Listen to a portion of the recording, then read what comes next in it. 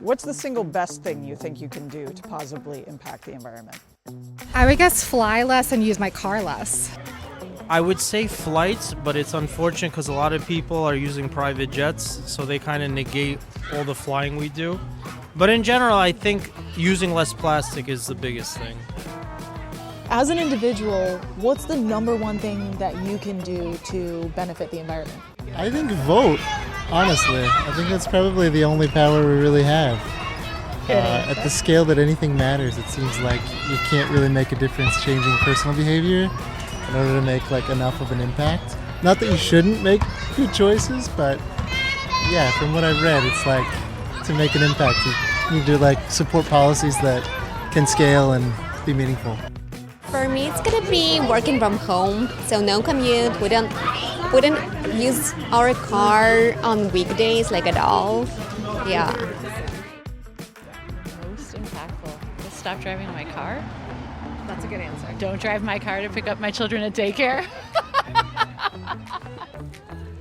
I try to do a lot of things already, like not driving very much, living in an area of density where I can walk to everything. But honestly, so much of what impacts climate change is at the macro level rather than the personal decision level. So I think the biggest thing I can probably do is help join and lead organizations for broader change, corporate change, policy and regulation change.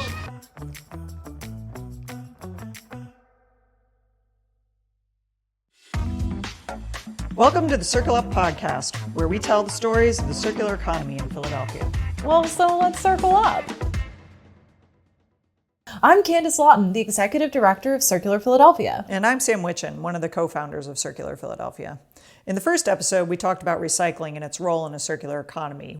What works, what doesn't work, and how local companies are making it work better here in Philly. And then in the second episode, we talked about how reusing things before they get to the point of being recycled is a way better solution, especially for materials like glass, which really ends up just getting downcycled when it goes into the recycling stream instead of being made into new glass products. But Candice, what about waste that isn't a product per se, like food waste? So that's where composting comes in. It's Mother Nature's ultimate example of circularity. Think about it. When a tree falls in the woods, where does it go? Or when plants die in winter, where do they go? What happens to them? That's where things like fungi and mushrooms come in. They are Mother Nature's composters. So they are essentially digesting those trees and plants and breaking them down into their raw nutrients and then feeding those nutrients to other living things in the forest. That's what composting does. It essentially takes food waste, breaks it down to its mineral form, and we can reuse it. It's true. And I often tell people that compost is the single most impactful action an individual can take to be more sustainable. Plus, it really helps cut down on this trash stench, especially in the summer. Do you compost at home? I do. Composting has completely revolutionized my trash experience. My trash definitely used to have the ick factor, and now that all of that organic material and food scraps is separated out, it's kind of night and day. No stink, no gross, and I use a pickup service. It's just like taking my recycling and trash out. Oh, I love that. We compost too. Over the years, I've had a bunch of systems.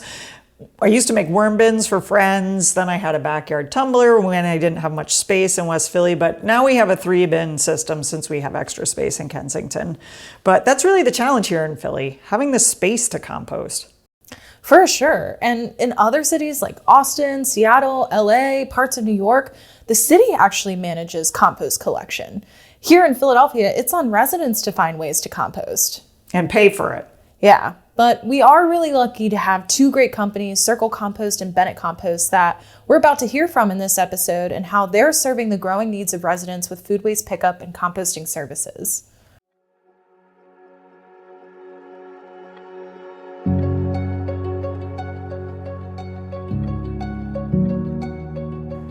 So I'm Tim Bennett. I'm the founder of Bennett Compost. Bennett Compost is a food scrap collection company based in Philadelphia, Pennsylvania.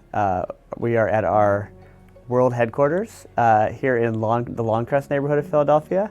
and we collect food scraps from about 6,100 households and 130 businesses throughout Philadelphia every week. So we go to these homes and businesses, we collect their food scraps, we bring it back here, and we make it into compost and other soil mixes for urban gardeners to grow food and flowers.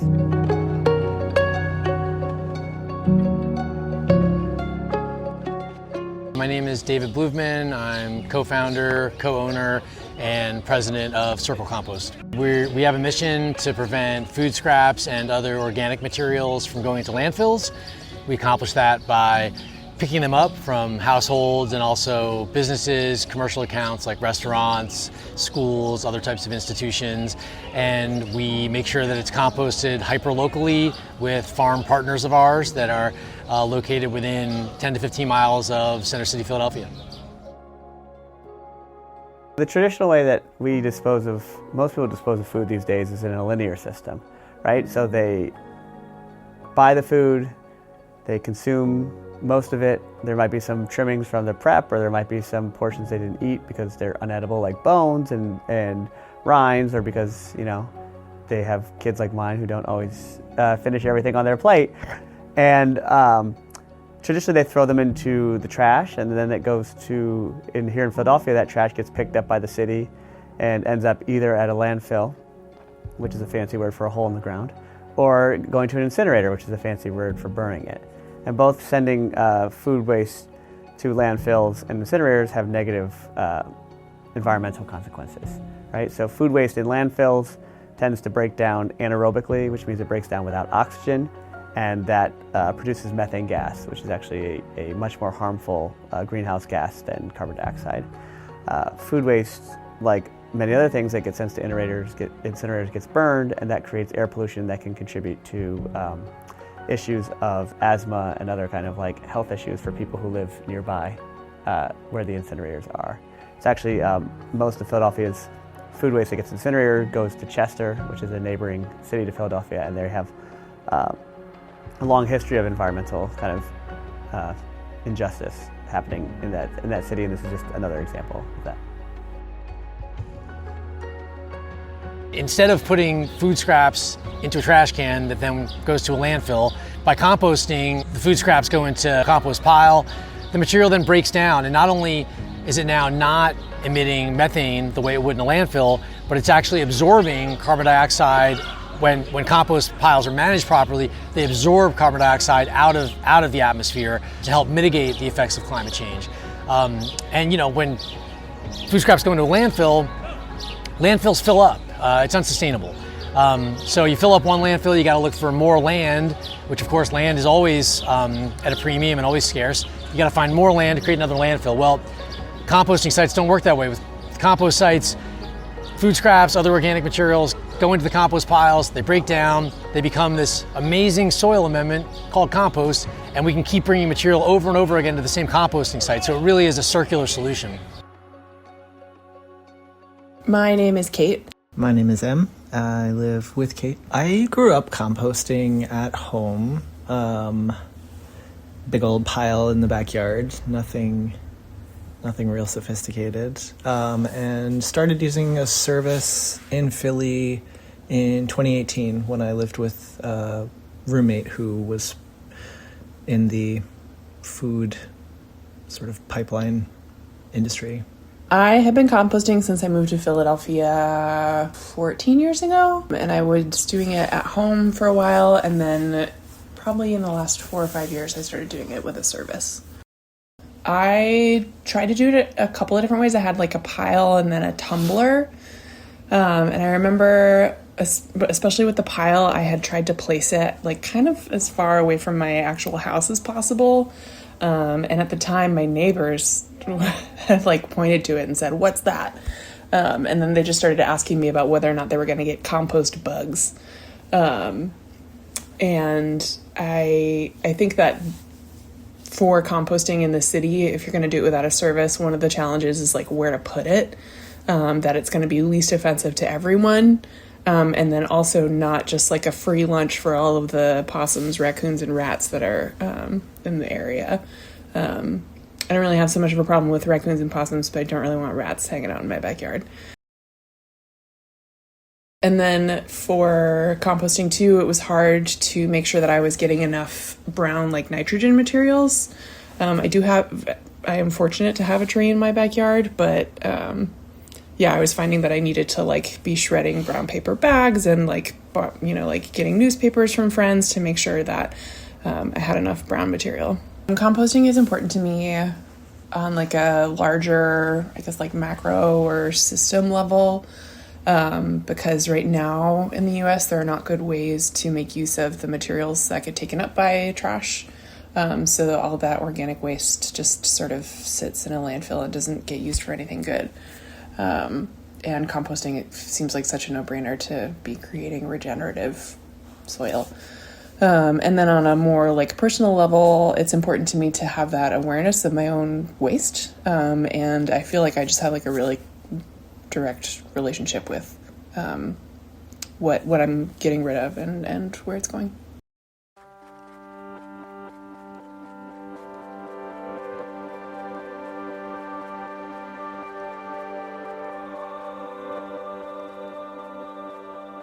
People could be throwing away their food scraps and then buying compost and soil from a big box store, and it would,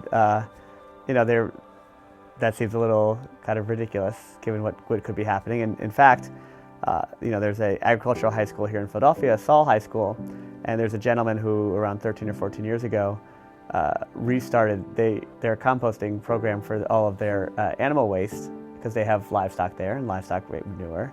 And that happened because he moved to the area and he was retired and he was volunteering at the farm, and one day he saw a big truck come and take all the manure out of the dairy barn, and a couple days later he saw another big truck come and dump a big load of compost for the farmers, and he thought, oh, this is great. They've got someone who's like composting their stuff and bringing it back to them. And it turned out that no, there were two separate companies that they were paying, one to remove the manure and one to deliver compost. And so they had all the equipment on site to make compost, and so he kind of whipped the site into shape and has started to do that. They've been doing that for the last 13 years. So I think that's just an example of,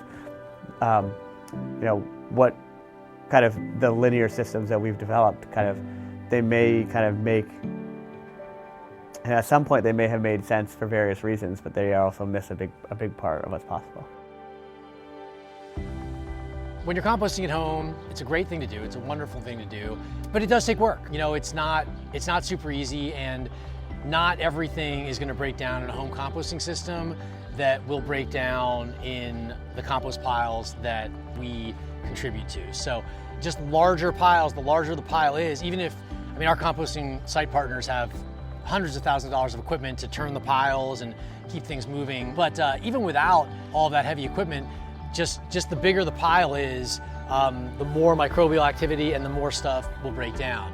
If you're composting at home, you gotta have carbon-based materials or browns. So you gotta save leaves. In Philly, it's not that hard to come up with leaves, but you want to wait till they're brown, and you gotta have enough around that you can create the appropriate environment in your composting system. You need to have your ratios correct.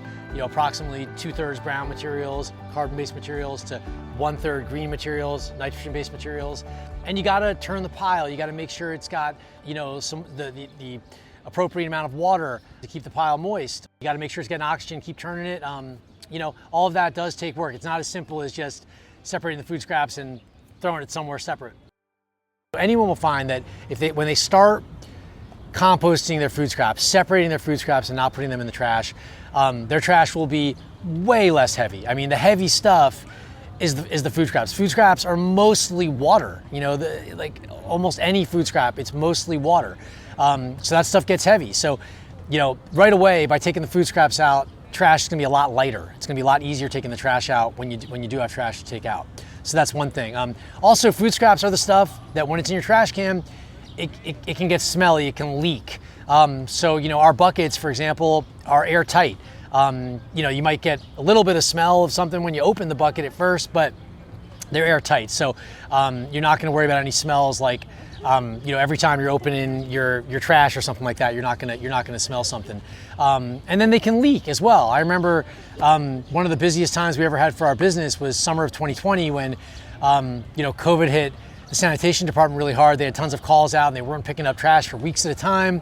Trash was building up in front of people's houses, and we had existing customers of ours taking pictures of trash on their block and, you know, posting on social media like, please neighbors, sign up for a composting service, because, you know, you could see mice running around these trash bags and holes in trash bags and stuff leaking, and, you know, it was 100 degrees out in July, and, you know, it was just hot and sticky and smelly. So all of that can be avoided by composting. When you start composting, and the size of your trash bags just goes down, or like the length of time it takes to fill them just goes way up. The amount of food waste that was going in the trash before was just so impressive to me, and it was like a nice little ego bump to see how little other trash I was producing when I took the food scraps out of it. And for me, my trash is so much less stinky when I compost, and it's also so much lighter. That is honestly obviously, you know, all of the like moral benefits or whatever, but the most immediate ones are my regular trash does not smell bad and it doesn't weigh a lot. Yeah, I'm with Em on the benefits. We have a tiny trash can. It's like 5 liters or something, and sometimes we don't fill it in a week. It's more often that we fill up a 10-gallon bucket than we do our little like 5-liter trash can. And what is in that trash can usually is just packaging. It's also cool if you opt into it to get some of the compost that the companies make and use it in your garden. Across the street from us there's like a little community garden, and they make use of the composting services, especially for weed pickup and clippings, which just makes it so much easier to feel like you're able to take care of a space and do so responsibly. And I think people on the block are really into the fact too that like they can participate in that together.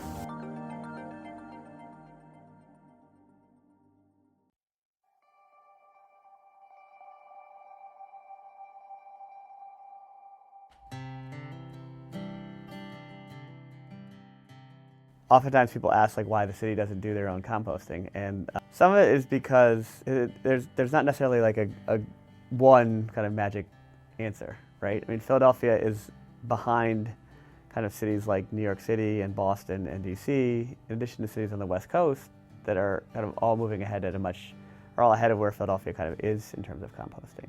Some of it is that, you know, Philadelphia is a higher poverty city than a lot of these other cities, and so it has less kind of overall money per citizen and maybe more kind of needs that it sees. Part of it is that the region itself doesn't have the infrastructure, so even if the city said, hey, we want to do a curbside pickup tomorrow from everyone, there's not the facilities to send it to handle all that material. But also some of it is that there hasn't been a push from the city to try to figure out how to develop pilot programs or develop partial programs or drop-off programs in a serious way, in my opinion, to make that happen. And some of that is because it involves resources, right? I mean, the city would have to spend the money to do that, and they haven't done that.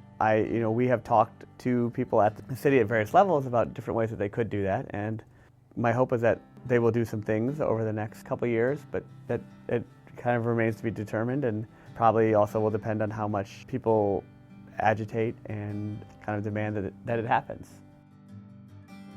I'd love to see the city roll out some sort of composting opportunity for residents that's city funded, but I'm a huge believer that it should be opt-in, meaning that, you know, residents should have the choice whether to, at least, you know, for a number of years when something rolls out, residents should have the choice of whether to opt in or not.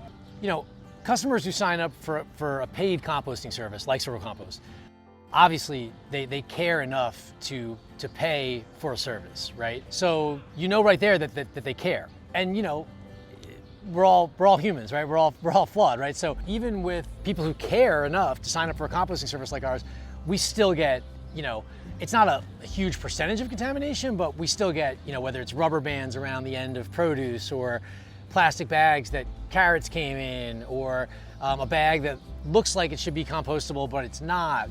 And then we get random stuff that might just end up in there completely by accident. This is what we do. You know, this is our business. So every pickup that we make, if there's contamination, we flag it and we reach out to the customer and we just say, hey, you know, please try to avoid this going forward. That's something that's, I think, probably extremely difficult to do for any city, for any kind of municipal system. When people are forced to do it, they're not going to do it right in the case of composting. And if you get enough contamination, what happens is you defeat the entire purpose. So whatever funding would be allocated toward city composting, if it doesn't go well and you get a lot of contamination, you know, it just defeats the entire purpose and material ends up in a landfill or an incinerator anyway. I think if the city was running pilot programs as, I'll give you for example, DC launched a curbside pilot a couple years ago, and they are not doing the collections themselves. There's a contract that they have out to local private companies to operate. This is not the big multinationals. This is not your, these kind of gigantic international corporations doing. These are local DC or DC area-based companies that are doing this work, and they are, this spring they put out proposals to expand that program from, their initial 5,000 household pilot to, I think, 10 and then 20 and then 50,000 households, right? And so I think if cities are interested in kind of doing this and they're also interested in kind of hiring local companies to do that, I absolutely think that there's demand from the public for these services, right? Like not everyone's going to pay for it, but there are plenty of people who would do it if it was free and they were kind of aware of it. And it just cuts across neighborhoods, it cuts across racial and ethnic groups. I mean, I think back to a meeting I was at maybe 2 months ago in Hunting Park, and maybe half the people in the room spoke English, the other half spoke Spanish, and so there was someone who was translating stuff. And 4 minutes into my presentation about composting, this one woman kind of raised her hand who didn't speak any English and just was basically like, all right, sold. How do I get started, right? Like, what do I need to do? And so, there are solutions there, but I think if the city wants to see more composting happen, there are ways to do that both encourage and support the growth of local businesses, but also like make composting much more accessible to the wider population. One of Tim Bennett's favorite lines is that if you add up both of our businesses, it's approximately 1% to 2%. On the household side, it's approximately 1% to 2% of the households in Philadelphia. So, right here in Philly, there's a huge opportunity to get more people on board composting. And how we do that, doing our best with education on the education side of things, doing our best to get the message out, and hoping that people discover our businesses and want to get on board. Bennett Compost got started because I was living in South Philly in 2009 in a second floor apartment, and I had no outdoor space, and I kind of learned a little bit about composting, and I was like, I should be doing this, but I didn't know how to. I didn't have any outdoor space to do my own composting, so I started to look around. Was there some place I could take it? I didn't find anywhere that I could take the material. Was there someone who would pick it up and do it in the way that the city picked up, right? Like, there's a way the city magically made my trash and recyclables disappear. And so I thought maybe there's some other kind of weirdos like me who are also trying to solve this kind of problem that they have.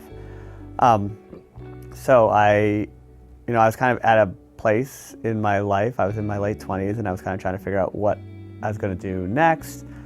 And I kind of always had this idea that maybe I'd want to have my own business and try my hand at that. And so I put $100 in a bank account and said, we'll see what happens. And I had no idea what it would turn into or what it would do, and I just kind of started very small scale. And over the last, I guess, at this point, almost 16 years, it's really kind of like it's grown beyond my expectations. My name is Julie Leonard Palmer, and I live in Fishtown. I have been a customer at Bennett Compost for the last couple years. We decided to compost primarily because we have a 6-year-old, and with that comes more food waste than we would like, and our trash just kind of got out of hand. So composting was good for our trash and then also good for the planet. It's just been so easy. I've personally benefited from Bennett's services because our trash is not as smelly and not as full. Don't feel as bad when, our son doesn't eat something, or when we can't finish it, or when food goes bad. Our community hopefully is benefiting from having the opportunity to get soil from Bennett, and from the fact that we don't contribute as much trash to the street.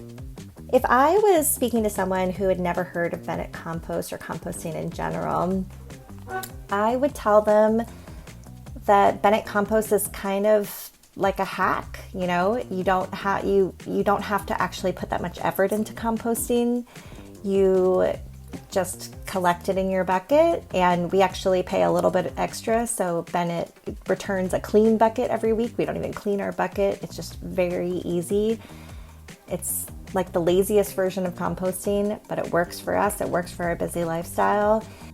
It's kind of like participating in this cycle. We are there in the beginning with the food that would be going to the landfill otherwise, and then we get to reap the benefits with using the soil to grow potentially more food when we, can get any plants to grow on our roof. The primary thing that we do is do residential collection of food scraps. So we provide people with a 5-gallon lidded container that people put their food scraps in, and we come by their home or apartment once a week, just at the same frequency usually as their trash or recycling, and we take away their food scraps that they've collected, and we bring it back and we make it into compost, right? And so it really is kind of, the idea is trying to make it as similar to how they're already kind of, their material will be managed anyway, how they would be dealing with it, and kind of just giving them another option to do that. And so that's the primary way. People pay a fee for that service, and they also get back some finished compost throughout the year if they want to use in their own kind of home gardening and growing environments. So that's kind of how we started, and that's still kind of the biggest portion of what we do. At least 20% of the household collections that we do are in the Riverwards neighborhoods, and all of the collections that we're doing in the residential collections we're doing in the neighborhood, we're doing via electric bicycles. Our bicycle fleet we do about 40% of our total collections via electric bicycle. So everything from the Schuylkill to the Delaware, from Washington Avenue in South Philly up to Lehigh Avenue in North Philly, and some stuff on the above and below those, but everything in between those we do via electric bicycle. So that includes a large portion of the Riverwards neighborhoods. And we our bicycle fleet is not based out of this main location. It's actually based out of a location that's right off Frankfurt and Huntington. We also do collections from kind of commercial people now, so that may be, they have larger containers. They may have multiple times a week pickup. They may have a daily pickup even. We have some people we work with at this point who have a daily pickup. So we're doing those collections, and again, we're bringing it back here. We're making it into composts. And so we've permitted this facility and started processing material on the city land. We worked with the city of Philadelphia to help the state develop a permit that now anyone in the state can use to permit a facility of this size in an appropriate way. We do a bunch of work with the city. We do collection from all the rec centers, and so a number of them are they're based throughout the city, but all the rec centers, at this point, all the rec centers that have after-school programs with food, we are collecting any of their food scraps from there. We have done some training. The city also runs their community composting network, so that's a collection of compost volunteer-run compost sites that the city helps to pay for the startup, and then they're volunteer-run. And some of them take food scraps from outside of their kind of like membership base, and some of them just take from the community garden or the school or wherever the location is that they are from. We don't do a lot of work with them. We do deliver some compost back to sites that are associated with them, and we also have done some training on kind of as they're standing up new sites. They're in the process of standing up a second and third kind of like cohort of sites, and so we've done some training for the second cohort in the past. In addition to this partnership with the city we've now helped a second city agency, the Department of Prisons, who we do some work with, because they actually had a compost facility on site that they built because they're feeding, now I think it's around 3,500 people, 3 meals a day, 365 days a year, but at the height of their population, they had almost 10,000 people there, and so they're 10,000 people, there's a lot of food that has to get produced to feed that many people 3 times a day, 365 days a year. So they operated what was called a captive facility, which meant that they could do their own material but couldn't bring in outside stuff. During COVID, with a lot of their staffing problems, they weren't able to operate their facility, and so they brought us in to do that. And so since then, we've actually helped them to expand to get a permit that will allow them to now take outside stuff. And they're in the process of setting up some community kind of drop-off programs for the neighborhood in the Northeast where the prison complex is, to kind of be able to take some of that outside food waste and process it on site. We've been working with them for that. The residential growth for our kind of like fee-for-service model is still growing, but it's slowed down significantly over the last probably 2 or 3 years from the kind of like pre and during COVID kind of boom. And so, you know, we are kind of exploring new models. We are continuing to grow our soil products and our like compost products for, you know, growing material in raised beds or growing material in containers or growing, we are now doing a kind of succulent and cactus mix, which is combining compost with recycled glass. We do have a partnership with Bottle Underground to make the cactus and succulent blend, which we call our gritty blend. And so that is a combination where we are getting recycled glass from them and we are blending it with compost and to make some food waste. And it was actually a partnership that was brought together by a group called Lawton initially, who brought some of the partners together, but now it kind of like lives on with these two circular businesses, so that's pretty cool. We also do some work with Revolution Recovery, who is a construction and demolition recycling company based here in Philadelphia. And so you know, we've done some various things with them over the years, and we've used them as a source sometimes for carbon and other kind of wood chips and other products that we need. So we have done some work with circular businesses. We also, you know, kind of work with the other composters who are in the region. I mean, there aren't a lot of us. So the people like Circle Compost, Mother Compost, Waste Well, we are probably always looking at there are ways that we can kind of collaborate together. It is still a very nascent industry, and so we all feel like we're stronger kind of together than we are kind of fighting with each other. Anytime you're in the same space as someone else, there's obviously some competition for customers, but I think we also have a very kind of collegial relationship and a very collaborative relationship where we're working together to try to push composting, the bigger issue of composting, forward in general.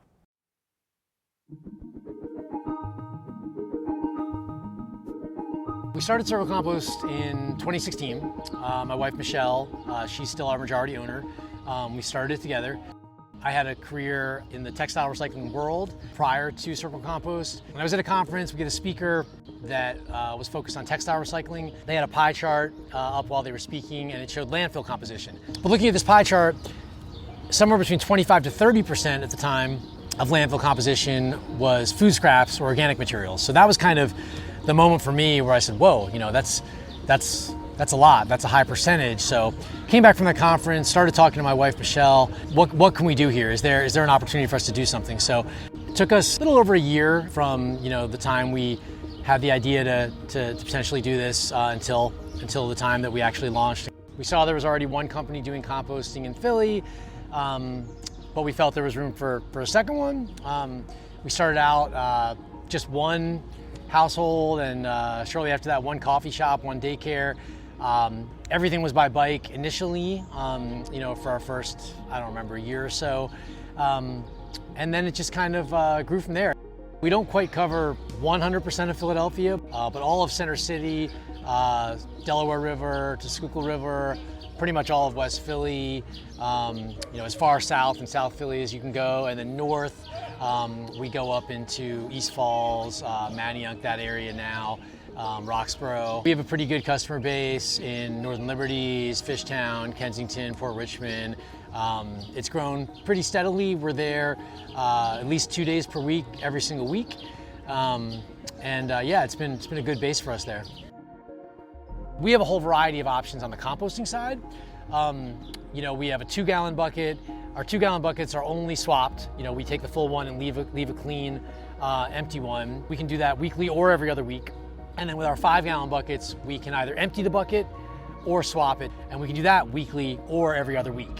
We do provide finished compost back to our customers. We tried to create as many options as we could manage as a company so that hopefully there's something that fits for everyone. So, someone who maybe lives alone, maybe doesn't cook often, but makes their own coffee every morning. They might only want our 2-gallon bucket serviced every other week. Someone who cooks all the time, maybe has kids in the house, something like that, might want, one of our 5-gallon buckets emptied out or swapped out every single week. Hi, my name is Mike, and I live in Fishtown. We've been a customer at Circle Compost for the last 4 or so years. It was actually one of the very first things we did after we bought our house. If you have never heard of Circle and have never heard of composting, it's as easy as, just diving in and getting started. There really isn't a ton to learn as far as how to use the service. It is super, super straightforward. It's basically, just you put your food waste in your bin outside and then bring it out the door, at least for us, every Monday. It's really really straightforward, and I found the team to be very super responsive if there's any questions, super helpful. So yeah, I think it's, if you're kind of compost curious, it's worth giving it a shot. We have a pretty wide variety of commercial customers, everything from a large university to a daycare to a small school, coffee shops, fast casual restaurants. And for restaurants, we offer a 32-gallon wheeled toter, so they can fill up those toters. And what we do is we use a truck that has a lift gate in the back, so the truck lifts up the full toter, we put it on the truck, and then we leave a rinsed out toter every time. Currently we don't have our own permitted composting facility. We're partnered with permitted composting facilities, but if you want to find a place in the city or very close to the city to create a permitted composting site, that's very difficult. It's hard to find a property that would meet the criteria. Then it's hard. Then if you find something that meets the criteria, well, are you able to lease that property? If you're not able to lease that property, are you able to buy that property? If it's even possible to buy that property, is the land so expensive that it's actually not possible because it's too expensive. So that's one thing, is there's definitely a need as more and more people compost, hopefully, and more organizations and businesses compost, hopefully. We do need additional composting capacity, and that's a challenge, is where will that capacity, where will it be? We still need a place just to, park our bikes and our bike trailers and our motor vehicles. Not easy to find a place within the city or close to the city where you can park these kinds of vehicles and have a viable business, because it's expensive, to park. It's not easy to find a place to keep a bike and a bike trailer where you can get on that bike and that bike trailer and then bike right into your service areas and start making pickups, So it's always been one of our goals from the beginning to have our own permitted composting site. So I've been working on that for years, but it's very, very challenging. So whereas, Bennett has this, very robust soil business with multiple soil products, that's not something that we've really ever looked at. We do provide finished compost back to our customers. 5-gallon bucket customers get a certain amount free every year, returned to them, and then all of our customers can buy bags at a discount. Instead of $10 a bag, it's $9 a bag. Anyone in our service area can buy a bag for $10 a bag as well. But other than our compost products, we don't have a lot going on the soil side of things. We don't have anything else besides finished compost. So where I've looked for us to grow and expand is by doing other kinds of recycling or reuse oriented pickups. So I want to look at like what assets do we have? You know, we've got these bikes and trailers, we've got these motor vehicles. You know, what assets can we add? Can we add an electric van? Can we add electric vehicles? But what assets do we have now? What systems do we have? You know, we have an existing customer portal with a ton of options for a customer to do a ton of cool things. It's very customizable. So what other options can we add for customers to add on? So the partnership with Rabbit Recycling is the first example of that. We've been friendly and kind of loosely partnered with Rabbit Recycling for years. You know, the nature of our partnership up until recently was just one where we would refer customers to them and they would refer customers to us.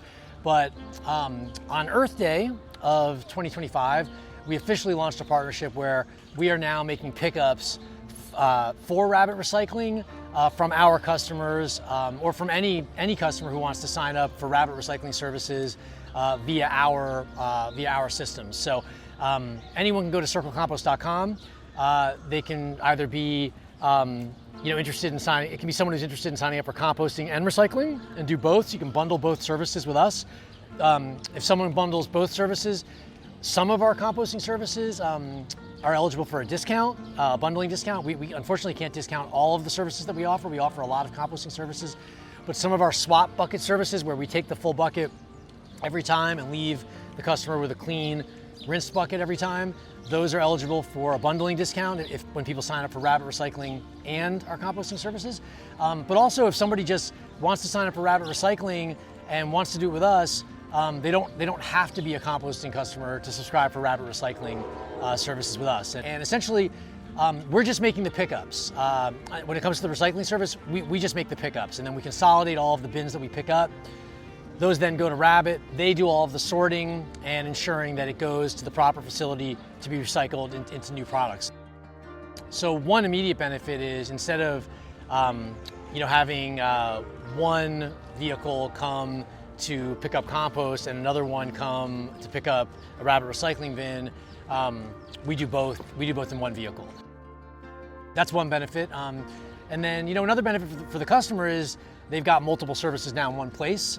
So, you know, rather than having to reach out to Rabbit Recycling customer service, all the customer service for any customers working with Rabbit Recycling through Circle Compost, we handle 100% of the customer service. So anything that anyone needs, they reach out to us. Now you only have to reach out to one company for anything you need, recycling related or composting related. You know, the other benefit would be we do offer some discounts on select composting services, a bundling discount when people sign up for those services.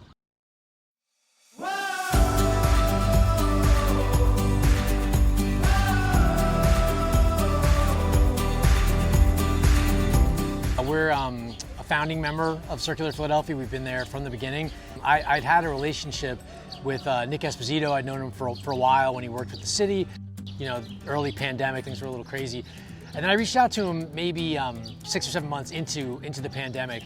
I mentioned to him I thought there was, you know, kind of a void where businesses like ours, like Circle Compost, could really use help just kind of navigating the landscape of trying to work with municipal government, whether it's just, you know, helping to create new programs or, you know, working through regulations. And when I called him, the first thing he said was, "Do you know Sam Wittchen?" And I said, "No, I don't." He said, "Well, you know, Dave, it's crazy. I've been talking to Sam Wittchen recently about launching something, and we're like about to launch. We're getting close to launching an organization to do exactly kind of what you're talking about, work in advocacy for members who would become part of the organization." And I was surprised. You know, now that I know Sam Wittchen really well, I'm actually surprised that I didn't already know her at that point. Was introduced to her by Nick. You know, we signed up right away to be members in Circular Philadelphia. Spread the word about it as much as we can. And Circular Philadelphia really, you know, they get things done. It's an organization that gets things done on behalf of their members.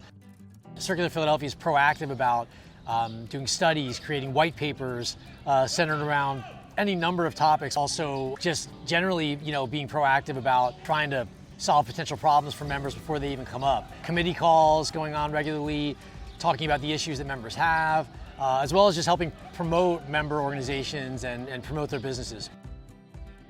We got involved with Circular Philadelphia. I mean, initially it was just because both myself and Jen, my business partner, knew both Nick Esposito and Sam Wittchen. And so as they were starting it, they kind of reached out to us, and we got involved because we're a circular business, and it makes sense to kind of like have an organization that is promoting the circular economy here in Philadelphia and advocating for companies like us and to change policies to make companies like us more successful and to help new companies thrive in this space, because we really need more companies kind of operating in this circular space. So it kind of, for us, it made sense. It was kind of a no-brainer that we would be involved with them. You know, their advocacy and just kind of like highlighting of these issues has certainly been helpful to bringing them to the forefront and putting them on people's radars, which I think has a value that is hard to kind of quantify. The regulatory environment in Pennsylvania is not, is better than it was 5 years ago, but is not in a place like some of the neighboring states. But, you know, I think that is a place where government can step in and kind of help to identify land. I mean, we are operating, the site that we're on right here is a public-private partnership with the city. The city is a large landholder, and there are other opportunities for them to partner with other compost companies, partner with us on additional sites. I mean, I think there's a lot of material that could be composted, and that is a place where government could step in and kind of help some of the kind of initial challenges of getting those things off the ground. I think people get very used to kind of like when things feel like they're working, people don't question them, right? I mean, even with, you know, there was a time when there was no kind of like trash collection, right? And so people had to live very close to their waste, and that sometimes can lead to various health problems, right? And so the idea that like the magic that you would just put your trash at the curb and it would just disappear, you know, that was probably seemed like a very good and no while advance. And you know, if you look at Philadelphia, it used to be that the food waste that people threw away didn't go to a landfill. It got collected by pig farmers and used as pig feed, right? And so eventually that stopped and it just got put into the regular kind of trash stream. But like what sometimes can start as like what seems like a good idea or a good innovation or is a good innovation at the time, as we kind of learn the long-term effects or we kind of see how it plays out over time, we realize that what's not good about it.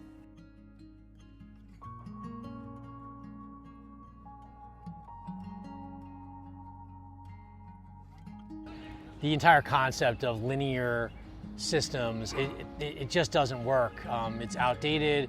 It's not a sustainable model. So, you know, we have limited resources on this planet. We have limited resources from which we can extract to manufacture new products and make new things.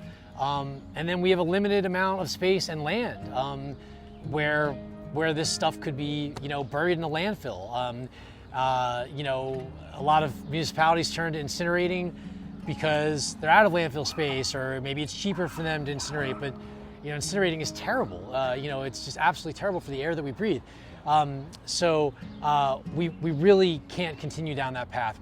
We have to employ circular systems, and it takes, you know, a combination of efforts from all stakeholders, private for-profit businesses like ours, nonprofit organizations, municipalities, government at every level, you know, and not just in this country, but globally.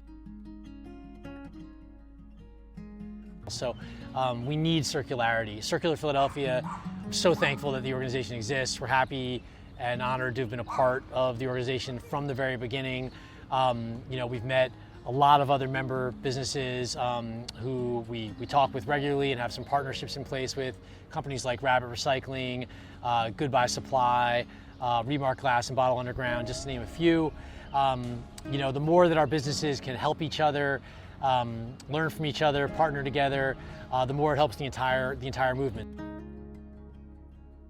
We all need to do our part, and you know, businesses like ours, businesses like other member organizations in Circular Philadelphia, we provide consumers, we provide individuals with an opportunity to sort of be empowered and do their best to make a difference in their day-to-day lives.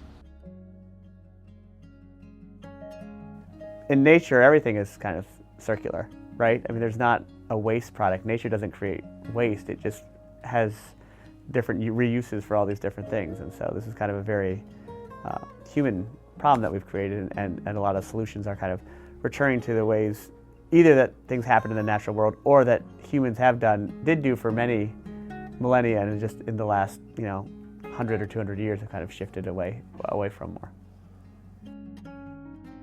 That was Tim Bennett from Bennett Compost and Dave Bloovman from Circle Compost. They offer doorstep pickup of food and organic waste for households and businesses across Philadelphia.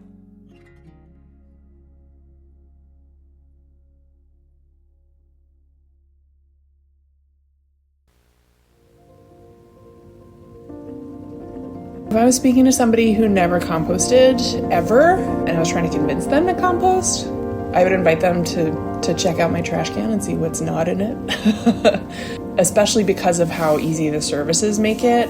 Just sort of hammer home that they give you a list of what is compostable. I feel like that is a real friction point for people. They don't know what can go in composting, but the services make it really clear what's supposed to go in there. So if you're even new to it, you can kind of start slow with the stuff that you feel like you think you know, and then just sort of build up from there.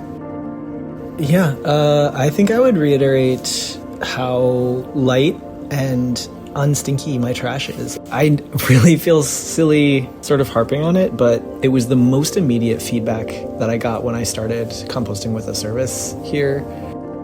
I would also say something I've reflected on: the longer I am a consumer in my adult life, the more jaded I get interacting with large companies when there's any sort of need, when there's anything besides a simple one-way purchase transaction. And my interactions with both Bennett and Circle at different points in the last 7 years have been nothing but prompt, friendly, very informational. It is such a breath of fresh air. I get immediate responses. You get text messages to confirm that they're still going to be picking up on holidays. There's a real direct feedback loop of the small business that you're working with and supporting.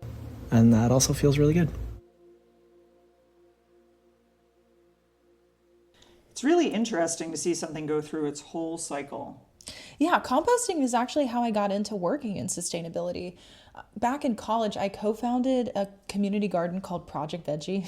And then my co-founder, Neil Brown, he was like, you know what we need? We need compost to rehabilitate the soil. And so, yeah, not only did it rehabilitate the soil, but then it also gave us a way to compost the plants in the garden at the end of each season and continue the cycle of making the soil more and more productive. That's really cool. Yeah, and I mean, it does make me wonder, we were able to go from terrible construction amalgamation soil to fruitful, high-producing garden. What else can we compost? One thing I've been really thinking about is how we deal with our bodies after we die. And what is the most circular or sustainable way to shuffle off this mortal coil? Laurel Hill Cemetery's president and CEO, Nancy Goldenberg, and their assistant superintendent, Ryan Bird, share some of the circular innovations that are going on within the death industry.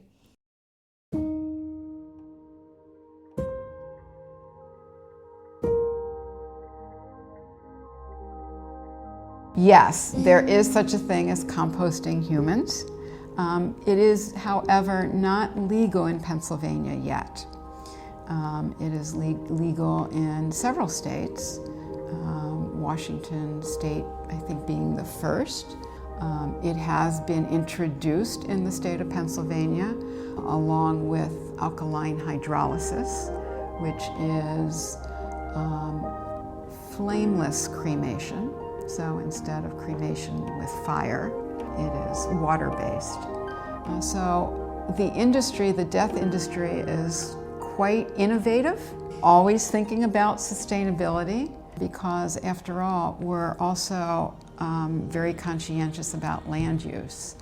And there's only so much land in a cemetery, but people continue to pass away. So where are we going to bury them once the cemetery gets full? So we have to be very mindful of the precious land that we do have and how to make the best of it. I'm most proud of the fact that we are the only cemetery that I'm aware of in the world that has earned Site Gold level, which is a standard of sustainability for one of our 3 green burial areas. And that is a really high level mark to achieve, and being the only cemetery in the world to have achieved that is quite an undertaking. And what green burial is you are not in a casket, there's no embalming. You're either in a shroud or you're in a biodegradable basket and placed directly into the earth. And that particular green burial area is eventually going to become a successional forest. So right now it's beautiful meadow and pollinators, but each year we plant a few more trees there so that over time it will become a forested area. Our other 2 green burial areas, one will remain a meadow, and the other is landscaped in more grasses and sedges and wildflowers. And it too is a different type of landscape, but sustainable and very lovely. Composting happens much quicker, and you're actually sandwiched between alfalfa and mushrooms and all sorts of goodies, and your body is then placed in a cylinder, and it takes, my understanding, it takes about a month to go through the process. You're left with bones and compost, and that gets mixed together. And at least the one I visited, one body is about 10 leaf bags of compost. It's a lot. It's a lot of compost.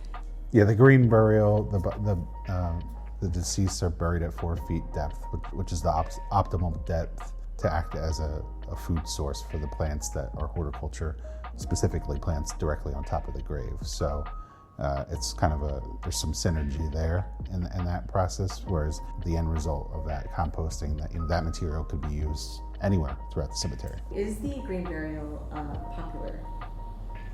Very popular. Extremely popular. Very popular. So the first green burial area that we instituted, that Ryan referred to as Nature Sanctuary, completely sold out. Even the expansion of it is sold out. So that's what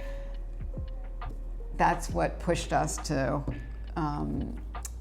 increase in other areas, create these 2 new green burial areas, which are also selling quite well. Mm-hmm. So internally, we're already looking at expansion of more green burial space. So this community really believes in saving the planet.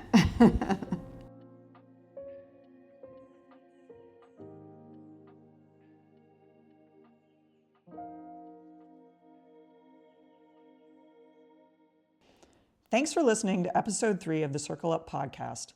You can learn more about Bennett Compost and Circle Compost by visiting their websites, bennettcompost.com and circlecompost.com.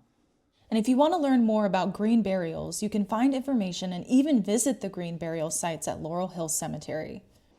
We have those sites and a whole lot more resources in the show notes. Join us next time to talk about other opportunities for circularity in our food systems. The Circle Up podcast is presented by Circular Philadelphia. It was produced by Meredith Nutting at Cool Goon Productions. This podcast was supported by a grant from Penn Treaty Special Services District.